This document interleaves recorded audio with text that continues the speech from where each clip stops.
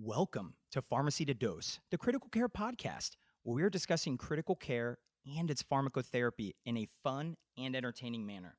I'm your host, Nick Peters. Wherever you are and however you may be listening, thank you. Today we're joined by a special guest and friend of the pod, Alex Flannery, to discuss vasoactives and sepsis. Now, Alex is a critical care pharmacist in the medical ICU at the University of Kentucky Healthcare in Lexington, Kentucky, and an adjunct associate professor at the University of Kentucky College of Pharmacy. He completed his PGY1 residency at MUSC and his PGY2 residency at the University of Kentucky in critical care. He's currently the RPD for the University of Kentucky PGY2 program and a PhD candidate in clinical translational science. Alex, thank you so much for joining us today.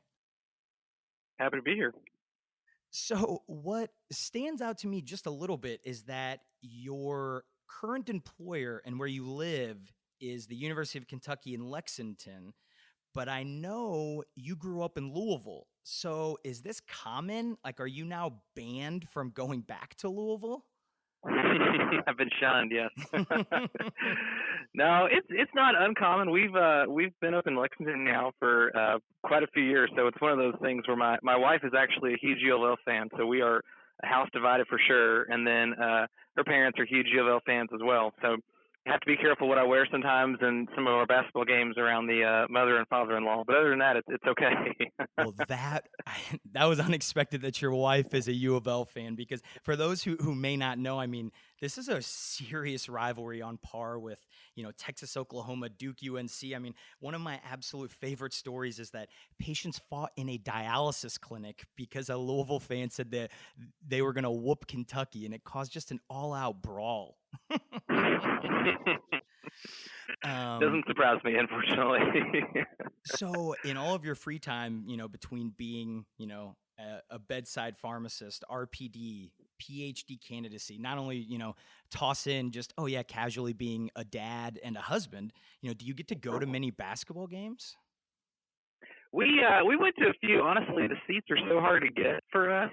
Like the amount of time that you have to wait in the lottery just to get a seat up in the nosebleed section. We tried it a couple times, and I'm to the point now where I'd kind of just rather watch it from home and get the good views. So, but there's nothing like it though, for sure. So. Oh, absolutely.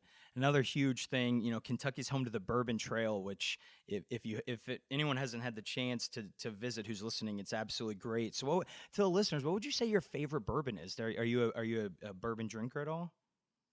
I think you have to be if you live here for a certain amount of time. So yeah, my bourbon tastes are kind of like coffee. Like I'm not. I wouldn't call myself like a super snob, but I think like kind of the Eagle Rare, the Knob Creeks, the Woodfords are good, sort of mid-level, if you will, for me. So it's kind of like I said, I won't drink horrible coffee or whatever, but I think my bourbon and coffee taste are kind of on the same level, whatever gets the job done. So basically you've moved on from getting it in a plastic bottle is what I'm kind of hearing. That's correct. Yes. Life goals. So we'll get back on track here just a little bit. So how and when did you become interested in sepsis and sepsis research? I think, I've practiced in the medical intensive care unit pretty much for almost 7 years now since I've been out of residency. And so for what we see, probably half or over half of our patients present with sepsis and or respiratory failure. And so I think the amount of time that you see it, I think, is certainly one thing for me. I think one of the reasons that I got more interested in research as a practitioner was because I just found out that, you were commonly getting questions, and my answer was like, well, it depends, or well, I don't know, because, this is conflicting, or no one's ever studied that. And so I think that's what kind of made me more interested in the research. And then I think, the other thing about sepsis that I think is so interesting is that you can have patients who, will succumb to it and do horribly yet bounce back, and they're really great saves for a unit. Some kind of patients, sort of smolder for days and days and don't quite seem to get better. And unfortunately, some patients, tank very, very quickly. And so I think just the heterogeneity of how it presents, you would think that if you treated one thing over and over again for years on years, that you would sort of get bored with it clinically and want to move on. But I think that reason in particular, I think keeps me and a lot of other people fascinated with it. Would you say that there's a case or like a patient or something that when it happened, it kind of stuck with you and kind of started that spark in a sense? I think it kind of built more so than a patient case or anything. Like I said, just being, I think just the lack of data on several different things, and then the conflicting amount of data. I think more and more, I think the more trials that come out, my answer on rounds is more, well, kind of depends, and it's much less black and white, which I think people either love that or they hate that, kind of depending on who you are. So. That's an absolute fact. And that's kind of like the perfect lead in because in 2016, the Surviving Sepsis campaign and their authors, right, they updated the sepsis 3 definition. And I think, a lot of us listening are familiar with that. But when you are, teaching sepsis and septic shock to, pharmacy learners or, maybe reviewing it with residents, et cetera, how do you go about that? Do you talk about the old SIRS criteria and definitions? Do you just work, and emphasize the updated definition? Because I feel like where we are, it's kind of like people need to know both sometimes. No, I agree. We've had this talk for a couple of years now about how difficult it became just to teach, whether it was API students or whether in the classroom, just how difficult it was to teach sepsis now that everything's changing, right? Definitions are changing, early goal directed therapy is changing, and kind of what you do. And so I still think it's valuable to go over the history about what SIRS is, because I think they're going to see the entity, formerly known as SIRS. I think they're going to see that in a lot of different cases in the ICU when it may not be sepsis. And so I think to know what's not sepsis and what just might be inflammation, like what happens in a lot of surgical units, particularly neuro units, I think it's a good intro to it, and sort of to know why the definitions evolved and everything. And so I think for us, I think it gets you a little bit more comfortable and sort of a little more confident, if you will, like as a pharmacist arguing like, hey, I don't think this is sepsis. Like maybe this is just inflammation and, post-op fever and whatnot. So, we kind of landed on the approach to cover the historical aspects, just to sort of, if anything, teach what it's not, if that makes any sense. Oh, absolutely. This reminds me of like when people used to talk about hypertension and we had JNC 7 and 8, and it was kind of like, well, unfortunately, you all have to know both, because the thing that, when the, regulations and things with sepsis, right, that stuff lags behind. So I remember when sepsis 3 came out, we had just implemented this huge sepsis protocol on the SIRS criteria and severe sepsis and septic shock. And so it's, with the lag behind it, just can really create challenges. And with API students, I think specifically, that's where it can really be that gray area of, what to talk about. So I agree. And even in the research studies too, I mean, there's several trials that were sort of finishing up since then that had SIRS in the definition. And so they've, depending on what definition you use, sort of changes the outcomes of the trials and everything too. So lots of challenges. So with our talk today, kind of focusing on vasoactives and sepsis, when you have a hypotensive, septic patient, when do you think we should be starting vasopressors? That's a great question. And it's one of those, well, it depends questions. But I think, for us, it's really, I think it's challenging a lot of times. We're a tertiary care hospital. And so, the patient may have been a couple different places by the time that they get to us. And so I think those patients are more challenging somewhat because you're not really starting like from a scratch patient. But if you think about sort of a scratch patient who, would present to your ED and everything like that, I think we still fall in the, a reasonable amount of 30 cc's per kilo kind of volume.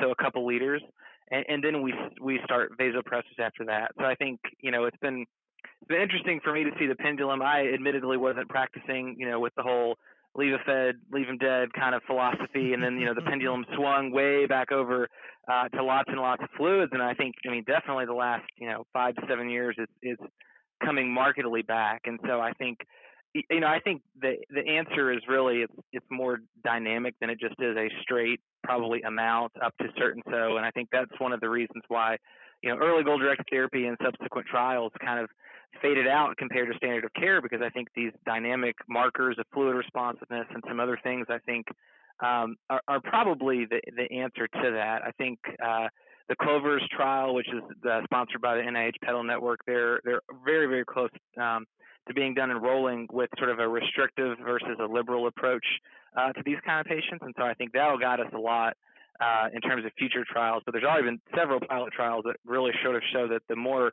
restrictive you are up front with fluids, it looks like there's a pretty decent signal that patients do better. Now, I've been to some of your talks before, and I know you're one of the unique challenges in Lexington is obesity and weight in patients. And so, like, if someone comes in 200 kilos, are you giving them 6 liters at the door? Or do you guys kind of is that one of those it depends kind of cases? Yeah, again, we don't necessarily adjust our volumes up front just based on that. So that would be, again, kind of a scenario. We would give them a couple liters and then, look at their IVC if we can, look at an echo. I mean, those patients are challenging in that way, not only from an amount of fluid, but also some of the imaging and everything that we take for granted can also be a little bit more difficult in your kind of super morbid obese patient population as well. Yeah, absolutely. The interestingly, the Surviving Sepsis campaign, but earlier this year released the Hour One bundle, and in this 1 hour, what they recommend is to use vasopressors if they're still hypotensive. So, sounds like the authors are in line with kind of what you all are doing in practice as well. So the guideline recommended first line vasopressor in septic shock is norepinephrine, but I think before we even start talking about adjunct or second line agents, and I think this will come up on multidisciplinary rounds frequently of, what do you consider as high dose norepinephrine? Like, at what point are we starting to reach into the toolkit here? Mm-hmm. No, that's a great question. We and I think it depends on what units you use too. I mean, we actually, believe it or not, at one point back in the day, used to have both mics per minute and mics per kilogram per minute, both in house and in use in the EMAR, which was just sort of a massive cluster at times in ways. So we operate now on the mics per kilo per minute system. And so I think for us, in terms of when we start to think about adding second agents, is I think for a lot of people it's sort of settled at about 0.2 mics per kilo per minute of norepinephrine. That was similar to the recent ACTH 3 trial with Angiotensin II, looking for patients sort of with refractory shock. Certainly by the time the patients get to 0.4, you're probably thinking about adding a second agent at that point. Although there are some people who argue that, there is really no max dose of norepinephrine, so why would you add something else? So definitely in the 0.2 to 0.4 range. And then, when you get up to 1 and kind of over 1, I think you're in sort of almost resuscitation doses in a way. And certainly the outcomes at that point tend not to be as positive either. Alex, you need to warn us. I think any med safety pharmacist on the call might have, or on the podcast might have just stroked out a little bit, hearing that you could have had like one room doing mics per minute and right next door, potentially with the same nurse, of mics per kilo per minute. Sounds like that was a good change. And we use weight based as well. So okay, we've reached high dose norepinephrine, and I think potentially an argument for another day. But I think most would agree the next two kind of agents that we commonly add would be vasopressin and corticosteroids. But I think how you add them is probably up for debate. So, do you add them both at the same time? Do you add them, individually, one by one? No, that's a great question. I think for us at least, I think the way we used to sort of teach it when I was kind of a resident and really first starting out was, vasopressin was second line, and then as you're getting the vasopressin ready, you're getting the steroids ready, kind of right behind it. And I think that's fair. I think one of the things that's made all this complicated is the cost of vasopressin. And so when you put on your sort of clinical pharmacist kind of value hat and everything like that, I think that has to come into play in how you practice, unfortunately. And so with with the steroid trials that have come out, and we could have a whole podcast on that. I'm a proponent of it. I think it doesn't necessarily seem to hurt, and it probably gets you off pressor sooner. So I'm a proponent of steroids once you get up into sort of that moderate to high dose range of norepinephrine. So I think I've evolved to sort of adding steroids first, and then again, if we're going to use vasopressin, maybe after that. But that's kind of our general approach here. Okay, so if you add steroids first, let's tackle some of those questions first. So I think the first question is, do you use fludricortisone, or do you just do the 200 milligrams of hydrocortisone? We just do we try to be as evidence-based as possible, which one would argue that you should use fludricortisone, and I think that's valid. We just use the 50 milligrams every 6 hours of hydrocortisone. And I think a large part of that, at least for us, there was a group that actually looked at the bioavailability of fludricortisone in septic shock, and I forget the numbers off the top of my head, but it was quite horrible. And so we know, when you're in that severe shock, your absorption is obviously impaired to some degree. And so I think it was a difficult argument for me to believe that, you really got that much absorption to really make a difference, and hydrocortisone should have, the mineralocorticoid or glucocorticoid receptors. You can argue which one of those receptors is actually, doing anything potentially in septic shock. So for that reason, we just tend to do the hydrocortisone monotherapy by itself. That's what we do too. I find it ironic that the two of the really positive studies with steroids and sepsis, right? Whether it's chance or not, they had fludricortisone as the adjunct. I just kind of think that, and I think that we're probably in line with nationally of just doing hydrocortisone, because you're right. Depending on how sick they are, you can't really give them anything enterally. Yeah. Now, do you all, do you believe there's any utility in random cortisol levels or, any of the ACTH stim testing? Or is it one of those, like, if you're thinking about steroids, you should just put them on? I feel like this comes up several times each week. Yes. So we try not to do the random cortisols and everything like that, and tend to follow kind of the guidelines.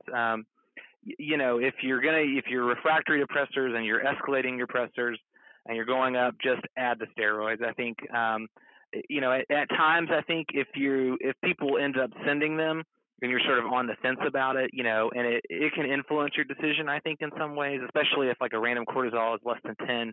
We tend to do the randoms, I feel like, more often than we do the stem test. I think most people are, on board that the stem test won't necessarily help you predict it.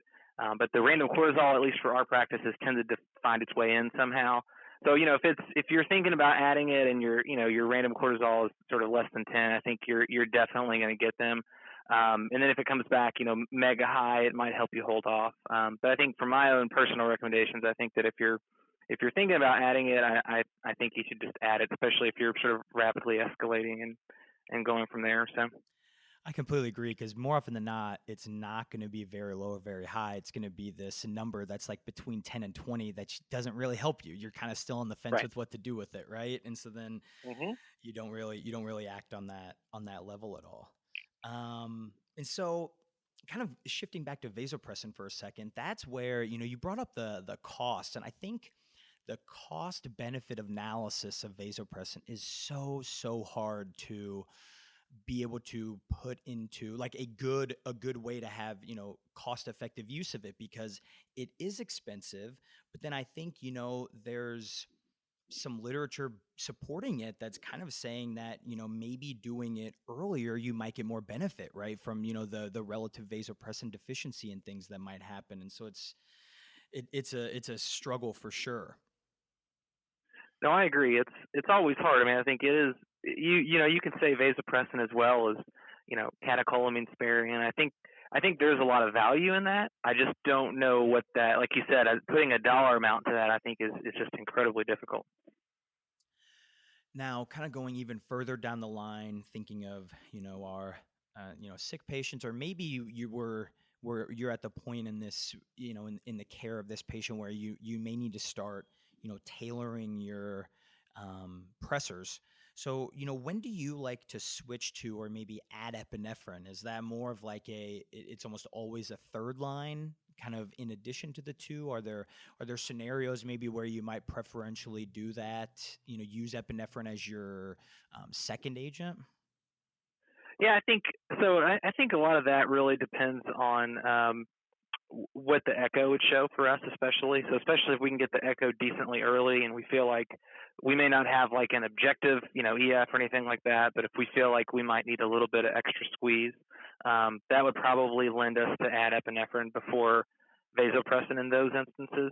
But I think for us, and this is just anecdotal, so it's taken with a grain of salt. But I think epinephrine tends to sort of cause a lot more tachyarrhythmias for us, which the problem of a tachyarrhythmia in a septic shock patient on really high dose pressors is just, I think, one of the most complex dilemmas to deal with in these patients. So I think we probably do tend to add epinephrine third line after vasopressin. And so then I think you're really getting into sort of salvage therapy at that point. But again, if the echo tells us something about the heart and the EF especially, we may add that a little bit earlier. And for those on the edge of their seats, we're going to get to some of those managing side effects in just a little bit. But I completely agree. Not only like the tachyarrhythmias, but then you get all the blood glucose issues, and then you get a lactate rise, and you're wondering, did we fall behind on resuscitation now? And it's just it can create problems there. Do you ever add add Dobutamine, like a inotrope, if you see that, or do you tend to kind of switch to be able to do like a just do epinephrine? It really depends on. I think it really depends on how much blood pressure support we need on top of how much inotropy we need. So if it's a really severe case where we think maybe we've got the blood pressure decently stabilized, but the EF just looks horrible, I think we probably tend to go towards Dobutamine in that case. But if we're still hypotensive, say on 0.4 of norepi, and they slap the probe on and looks like they could use a little more squeeze, I think epi makes a lot of sense for us in those cases too. So I think both those drugs are going to be arrhythmogenic as well. So it's it still creates problems. So it's going to be really hard, at least at this time, to talk about sepsis and septic shock without mentioning and talking about, I'd say, probably the infamous Paul Merrick study from Virginia that talks about the HAT cocktail, right? Hydrocortisone, ascorbic acid, and thiamine. So, I had a funny story. We had a patient who came in septic, and this was right after, they had the New York Times and the NPR articles on it. And they requested it, and we started the therapy, and the mother, came out of the room and like interrupted rounds on another patient and said, "Wait, well, I don't see orange juice. Like, what do you mean you're giving vitamin C?" And it's just one of those, I couldn't help but just laugh. And so is that something that you all use routinely down in Lexington? Not routinely. We sort of walked through this as it came. So it's funny because I remember reading the article ahead of print in Chest, and I thought it was interesting. I just kind of read it, said, and kind of deleted it as I went. And then, when it finally came out, and the critical care blog started to pick it up, and social media picked it up, and then, like you said, the NPR, I feel like that's when it got a lot of attention. And it was a little bit surprising to me that it got that amount of attention. But we had the same thing that you said. There were family members asking for it for when patients came in with sepsis or septic shock. So it's like the closest thing to direct to consumer advertising in a way that we've ever had in critical care. So we weren't used to that. And so, I think there was a spike in people who wanted to try it, sort of at the height of the media frenzy for it, if you will. Mm-hmm. We pulled the data for that, and I can't remember. We pulled the data for that and methylene blue and who we've got it and who we gave it to patients with septic shock, and the mortality rates for one of them was 80%, and the other it was 97%. So I don't know that it tells us a lot, other than I think we were admittedly adding it extremely late, though, sort of as like salvage kitchen sink, where I don't know that anything was necessarily going to do it. So we sort of took it to our ICU committee and kind of sat down and sort of worked through that thing. And so we do not do that routinely. We may have a physician or a family maybe who will request it kind of out of the blue, but it is by no means part of our standard of care. Well, and then of course, when all that came out, then there was a massive shortage on both vitamin C and thiamine. So it makes obviously, doing that just a little bit tough. Now, you and your colleagues at University of Kentucky, that you all have published on the use of thiamine in sepsis. So, kind of in general, maybe give us a little bit of review of what that research showed, and then in general, maybe what's your practice of using thiamine in patients with sepsis and septic shock?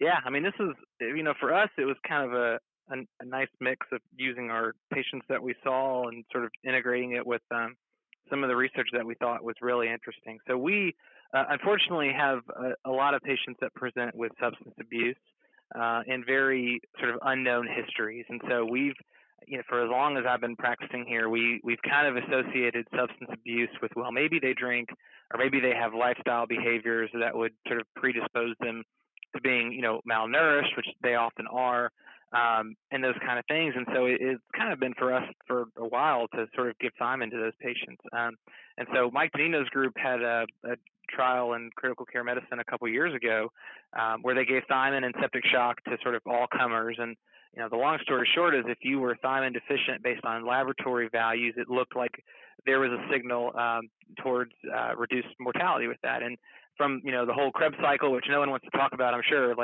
there's really a nice mechanism for it, where if you're thiamine deficient, you sort of shunt out of the Krebs cycle and go towards lactate production. And so we thought the pilot trial was really interesting, but the small numbers as most pilot trials are, and we said, what if we sort of applied this to our patient population here? And so we matched patients that with septic shock, got thiamine and did not receive thiamine.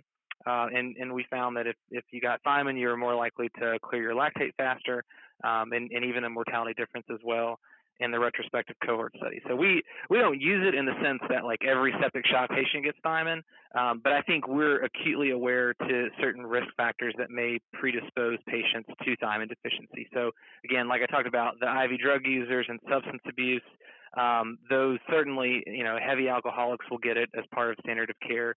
But even some of the things that you wouldn't necessarily think about, so someone's been, vomiting for a week straight, or they were on outpatient TPN, where they're getting thiamine, those kind of things. If you do like a PubMed search for Wernicke's, a lot of the reports these days aren't from alcoholism necessarily. They're from the extra things kind of like that. So I think for us, it's really our substance abuse and drinkers, but also sort of having a low threshold, I guess, for thinking about other things that might predispose patients to thiamine deficiency.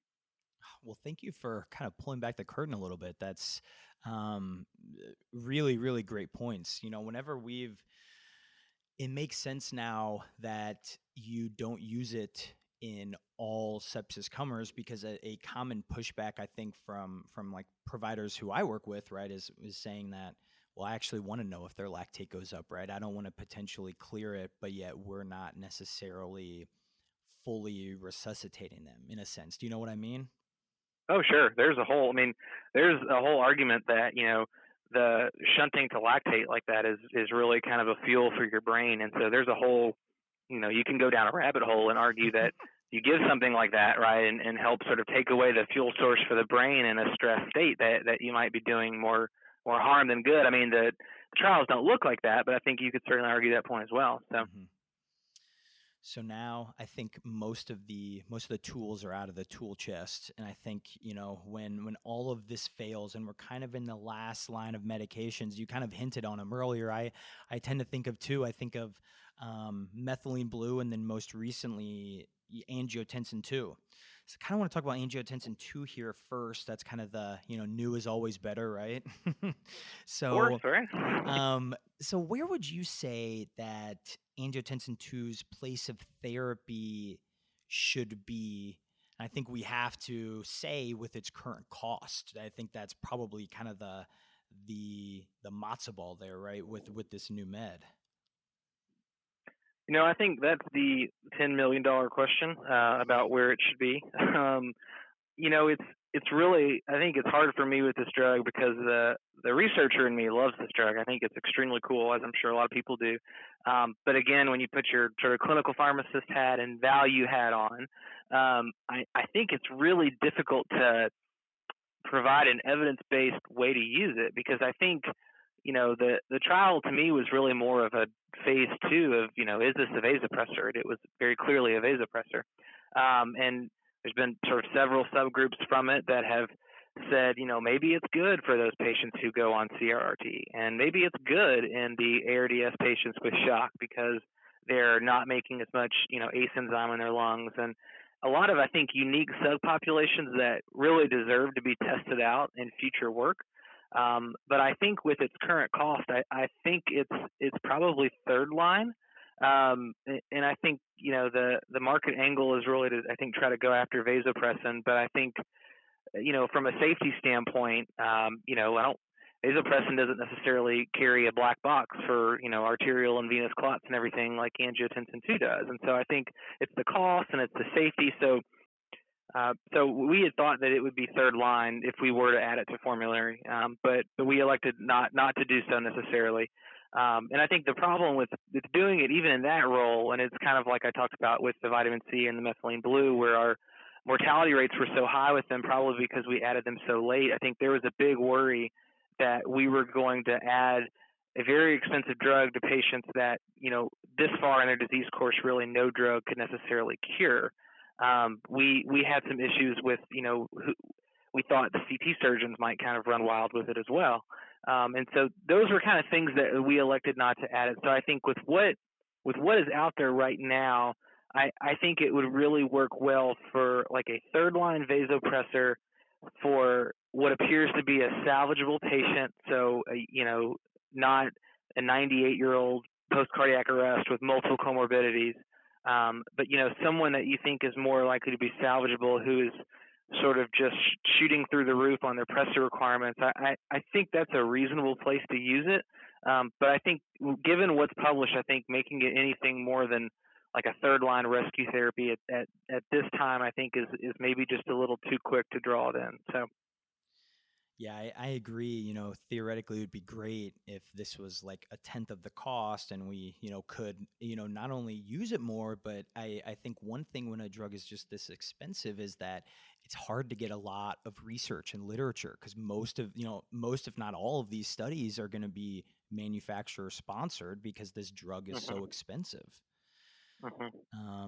So and we don't have angiotensin II on our formulary either. And so it sounds like, at least for you all, kind of now the last line therapy is methylene blue. And so, there's a really good review article published a few years ago in pharmacotherapy, kind of talking about the different doses and dosing strategies. And it's kind of all over the map a little bit. So generally speaking, what's your all's general approach when you use methylene blue? We honestly don't use it that much. We've had really one attending in the last probably 6 or 7 years who's wanted to use it, and it was very sparingly. But that was all of our methylene blues that we pulled when I was talking about pulling the data. It's really not used it because, again, I think at that point when you're reaching for that, we're usually over 1 mic per kilo per minute of norepinephrine, and I think especially, with methylene blue and sort of the challenges with monitoring oxygenation with SAT probes and things like that after, I think it's not something that I think we do very commonly necessarily. So it's, at that point, usually I think once you get above 1 of norepi and we're talking to families and kind of things like that, I think we're mostly going up on the norepi probably more than anything else. So. So shifting gears just a little bit. So, what we've been talking about, for most of this is, the patients who were adding, vasopressors or vasoactives to help meet our MAP goal. Now, I think we all are familiar with, patients that we have difficulty in weaning vasopressors. And so are there ever any scenarios where you all modify kind of hemodynamic goals from the, standard of MAP greater than 65? Yeah, absolutely. We don't we don't necessarily shoot higher. There's a little bit of data about, pre-existing hypertension. We don't necessarily do that, but we will somewhat commonly lower the MAP goal. So for us in our population, probably the biggest group is cirrhotics, who either we can tell from, pre-existing, med lists that they're on midodrine before admission, or maybe a newly diagnosed or whatnot. And so we will drop their MAP goals to maybe 55, very rarely even 50. The same kind of thing with in the elderly potentially. So, our general rule is as long as they're mentating okay and making urine, like 55 is probably okay. And that I think comes up. That's a really nice intervention I think for us to make sometimes when, we're like, why can't we get them off pressors? Do they need more fluid? And sometimes just, maybe the goal just needs to be relaxed, and that's okay. Sometimes, if there's really, really wide sort of pulse pressure and everything like that, we might switch up to systolics. But I think the more common thing I think for us is like in a cirrhotic or maybe in someone who sort of lives hypotensive before admission, and that can sometimes be difficult to figure out without talking to family. But we'll drop those goals sometimes. Mm-hmm. Those are always real scenarios, and I think you make a really good point. That's something easy that we can do that everyone likes. No one wants to be on pressors if you don't need to. So if we can assist in helping weaning, that's always a good victory. So you hit on this earlier, right? Vasopressors they're not without their own risk or adverse effects, right? Our goal is to use the lowest dose for the lowest possible time. So, kind of generally speaking, because I know this is probably one of the big scenarios where it depends, but how do you typically manage adverse effects? Do you treat the side effect? Do you try to change the agent? No, that's a great. I always tell our residents with me, like the side effects of pressors, and especially the tachyarrhythmias. Like I think those are really one of the most difficult situations to deal with, where you've got someone who's really hypotensive and high dose, and all of a sudden they develop a tachyarrhythmia, and you're trying to manage that as well. So I tend to be a minimalist with drugs. I try. I think it's like a really good exercise for our residents, because a lot of times they might get asked by the medical residents, what dose of amiodarone should I give here or something like that. And I think that's one of those like prime examples of critical care, like where answering the direct question may not be like the best thing that you can do. It's often like, well, have we, did we look at the electrolytes and make sure those are okay? Like, does the patient need fluid in this instance? And sort of those other things. And I think you can get into, maybe changing around the drug. I kind of have mixed feelings about changing to phenylephrine over norepinephrine. It makes sort of pharmacologic sense, but then, there's a little bit of data that when there was a norepinephrine shortage and patients tended to get phenylephrine and shock, they tend to do worse. And so I think a lot of that depends on, what the patient's echo looks like and what their ejection fraction is, and so forth and so forth. So I think if you can try to fix underlying causes instead of adding drugs, I think that's better, because I think going down otherwise it's sort of going down the amiodarone route. Some people might elect to go down the esmolol route. I think that's really hard from a hemodynamic standpoint. So it's kind of, it's a great like teaching case, because it's like the same that I do for delirium. Like the question is like, what's the max dose of Seroquel, right? But there's always so many more questions that you need to like ask about before you actually answer the question that's been directed to you. So would you say that if the patients are having like those tachyarrhythmias or those adverse effects, do you have a certain time period that you really work on, right? Maximizing electrolytes, antiarrhythmics, et cetera. But does it get to a certain point where you're kind of like put between a rock and a hard place and you kind of end up biting your tongue and switching, or is it you kind of have your feet dug in most of the time? No, I think, it's really difficult, especially, if a patient, if you're worried about their reserve, I think it's really difficult to sort of let a patient hang out, in 140s, 150s, 160s or whatnot. So, our practice here, I think in those cases is we tend to rely on amiodarone a lot. Because the other thing that's really difficult to tell is whether or not this is actually due to your catecholamines or whether it's just due to sepsis and septic shock. It's really difficult to tell that the drugs are the culprits here, even though they certainly could be. So, I think if we get put between a rock and a hard place, we tend to jump to amiodarone, but we usually don't continue it past sort of the first bag, if you will. So. Mm-hmm. So for these patients, I think our goal obviously is always to wean vasopressors off, but I think a frequent question that comes up is, how do we do this? So Alex, what would you say is our order of operations? Because I think similar to our old, algebra or math classes, I think that order probably matters here. What do you think? It's funny because I think the cost and the value discussion comes in here as well, even though you wouldn't necessarily think it would. I think most of the data that's been published on this says that you tend to get more hypotension if you wean the vasopressin off first. So there was pretty much all of the retrospective studies, and there's several now, basically advise that weaning vasopressin off first is associated with more hypotension. We just were part of a meta-analysis that Drayton Hammond led, and even in that, even with an RCT that was a little bit different that showed opposite results, the sort of overall finding was that it looks like if you wean the vasopressin first, there's more hypotension.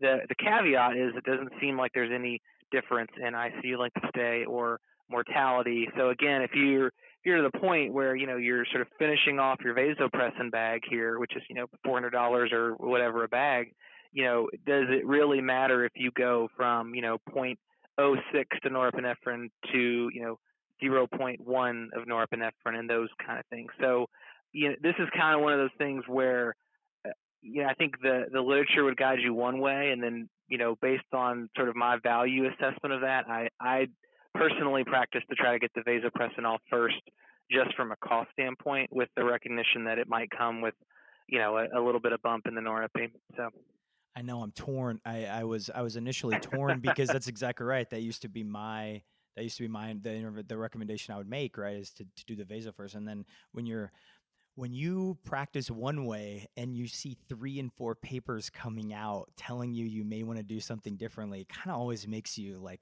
question what you've been doing a little bit. But I think the point on the clinical outcomes is a really important one. Now, kind of stepping back, so let's just say, for example, that this is the patient where the vaso stayed on at the end. So do you just turn off the vasopressin? Do you all have like a taper, like a kind of protocol that you all use? We don't. I mean, I've seen both, and I don't really, just me personally, I don't know that I have strong feelings about kind of one or the other. I think the one sort of pet peeve I think I have in the weaning process of all this, though, is when we end up, we'll be on decent doses of norepinephrine and vasopressin, and we kind of end up on like 0.04 of norepinephrine and like 0.04 of vasopressin for like 24 hours. I'm like, what are we doing, guys? Like we can simpler is always better, right? That's exactly right. Now, kind of in that same frame of reference here. So do you all taper the corticosteroids, or do you simply DC them when they're out of the shock phase of sepsis? Yeah, I mean, this is I feel guilty because this is kind of another area where I don't know that we practice to the letter of the law with what the trials have done and everything. But I think especially for the patients that you're giving steroids to and you're treating for septic shock, and they're better in anywhere from the next day to 3 or even 4 days out, they're just better and off of pressors. We tend to stop because we think whatever process is causing that is resolved. There's really no more need for that necessarily. I think even out to 6 or 7 days, I'm usually still okay with stopping. But I think if there's potentially a little bit of an argument to start weaning at that point. But really, I think I don't know that I have necessarily seen clinically, the issue of I stop steroids and then the patient's blood pressure just tanks because we've done that. So I've kind of, that's, I think, my practice, and I think a lot of our practices, once the pressors are off, that's when you really start to think about, stopping the steroids, start thinking about diuresis, kind of all that. Not a checkbox per se, but you sort of start going down that pattern though. So it's easy, right? It depends. Of course, right? I tell you, the more I practice, like the less intelligent I feel at times. So. That is the truest statement that I think we've said today, 100%. I mean, the guidelines only suggest tapering if that makes you feel better, so they don't like strongly recommend it. So, I mean, what you all, I think that's what I do. That's what I do as well. Now, something else, we were talking about the hat cocktail that's really gained, I guess, popularity, or people have become aware of it. I think another area or intervention for blood pressure management in sepsis is the use of midodrine. So when do you kind of consider, if at all, using midodrine, right, our oral alpha agonist to help assist with getting off of, the IV vasopressors? Yeah, I think this has been a very useful drug at times, and at other times I think it's a little more sneaky than we think it is. Um, so we saw it a lot, I think, in our cirrhotics because they're either on it prior to admission or they might need it. I think for me personally, I tend to make the recommendation when the patient who's on like zero point zero 0.02 of norepinephrine mics per kilo per minute, and it's been a couple days on rounds, and it's the kind of situation where the nurse is like, I turn it off and their maps just drop to the 50s. Like that kind of scenario to me really makes me think of midodrine for the patients that really just need a whiff of pressors, but who aren't really tolerating all the way off. We don't necessarily practice in the way of starting every patient who's in shock and coming down on their pressors on midodrine. I think there's some really interesting data that looks like it might shorten the pressure duration and ICU length of stay if you do that.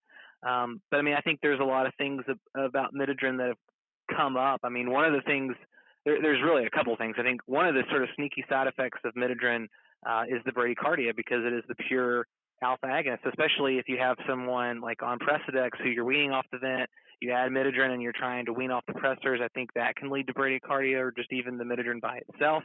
I think, and then it creates a lot of issues with again, I'm a minimalist with medicines, and so I think we've all probably seen like the midodrine metoprolol combination, and that just kind of like makes my skin cringe every time I see that. So I think there's that, and then the other thing is I think it just sort of gets left on, and so there's a group from Mayo that published on this in critical care medicine, and I think up to a third of patients were discharged from the hospital on midodrine because it's one of those drugs that I think people see and they're like, oh, they need it, I'm not going to touch it. And then you get all kinds of creative cocktails like the midodrine metoprolol and midodrine, Coreg and kind of things going on. So, and it's interesting because it's we think of it as a cheap drug, but it's really not that cheap. And there's actually the FDA was actually going to pull it off the market, but now there's a study that's ongoing to look at it to wean pressors, and so it'll be really interesting to see if I'm not sure who the sponsor is, but it'd be really interesting to see, if somebody kind of goes after like an IND and then tries to like rebrand midodrine, and this whole, midodrine is not that expensive kind of thing will maybe be out the window too. So, I mean, I think everyone can say who's listening with confidence that if they get that IND, that's absolutely what's going to happen. Like, I mean, there's just so many examples of that happening, unfortunately. So the two issues that I have with it is, number one, I feel like to truly get the bang for your buck, you need to use higher doses than we're probably used to using, right? For our liver patients, or the dialysis patients who have orthostasis. A lot of times, 5 TID is probably not going to do a whole lot, and then by the time you actually get to the dose that helped, it's like, well, was it the midodrine, or did we just naturally wean off the pressors at that point? Oh yeah, I mean, I usually start my starting dose personally is 10 TID. I have one of our attendings who likes to start at 20 TID and says, well, if it works really well, we'll just back off. So I think it depends on how like impatient you're getting with the patient kind of weaning off pressors. But the other thing that I think you sort of jog my memory on with kind of using that high dose is that I think the other sort of hidden danger in it is that it's almost a band-aid in the shock patient. So if you say have a patient who's on zero point zero 0.06 of norepinephrine, in the morning on rounds, and you add midodrine, and then the next day they're on, norepinephrine 0.1, but they're still on the midodrine, the patient is probably markedly worse from like a hemodynamic standpoint, even though it looks like they're just a little bit worse. So I think it's almost a band-aid in a way that, kind of like you were talking about with the lactate and wanting to follow that. I think it can be tricky at times too when you forget like how much vasopressor support that it can be on, especially when you start, going up on the dose and going to, 4 times a day dosing and things like that too. Yeah, that's a really good point. I didn't even think about that. I think when you get some, because there's a lot of, I think, hospitals and health systems who are, who have protocolized this, right? And day 1, day 2, they're getting it on. So getting some of that literature, talking with them about their real world use of it, I think will be, really important and valuable as we kind of figure out where midodrine's place in therapy is in these patients. Yeah. So Alex, you covered just a tremendous amount of important points here. What would you say would be, some really kind of high level takeaway points kind of for everyone listening? I think this is such a complex disease state, and kind of like I alluded to with delirium and with sort of the question about AFib. I feel like whatever question that you get asked is like the pharmacist rounding in this is usually not one that you can answer like immediately, or there's always like an underlying question that I think is important to look out for, if you will. So I mean, I think the other things is if given the I think given the value and really the emphasis on value for the health systems currently, and kind of what the future is, I think it's really important not to take all studies necessarily at face value as one drug is better than the other, but to really think about what things mean for you and what it means for the patient. So what does it mean for the patient that their MAP goes up, but there's no difference in outcomes? Or what does it mean for the patient that if you wean one vasopressor faster than the other, they have more hypotension, but no change in things like that? And so I think really, I think applying that, especially where these things get tricky and we have to deal with drug shortages and price hikes and all of these things, I think make something that's already complex even just kind of more complex. Yeah, that's a really good point, right? Especially not taking, all of the information at face value, because I think you alluded to it, that you'll get conflicting reports and you're kind of left scratching your head. So bringing that back is really, really great. You're heavily involved in research. So are there any trials, or, maybe kind of research areas or topics that you would just like to see more covered, kind of things that we should keep our eye out for?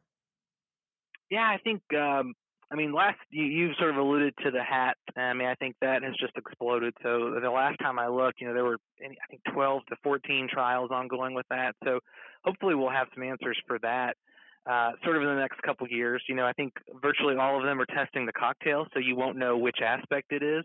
But it'll be interesting to see those carried out in a randomized controlled trial, and not necessarily a pre-post kind of environment. I think in terms of new vasopressors, really the only ones that I'm familiar with that have been studied are not looking promising necessarily. So terlipressin, which is not approved in the United States yet, has been studied. It doesn't seem like there's a mortality benefit for that in septic shock. Celepressin was another vasopressin analog that had a really cool adaptive trial design, and the last I heard from that, that trial was stopped by the manufacturer. I haven't personally seen anything from that yet, so I think it doesn't sound like that's necessarily coming either. And then I think we all would love to see more data on angiotensin II, and I'm not sure. I know a lot of people really want to see kind of a head-to-head of that against vasopressin, and certainly evaluating, whether or not you can target that drug, but especially, in the patients who present with shock and AKI, I think there's a lot of sort of physiologic sense to that as well. So I think those would be some interesting things that I think would really help us. And then, like I alluded to in the start of the topic, I think the Clovers trial will really help us a lot with the question of like how much fluid do I give before I add pressors and kind of things like that. So it should be an exciting couple of years here to sort of see where these things fit. Totally agree. Alex, this was great. Really enjoyed getting to know more about you, gain some of your valuable insight into managing vasoactives and vasopressors and sepsis. So, for anyone listening, where can the listeners find you? Are you on Twitter or anything? I am on Twitter.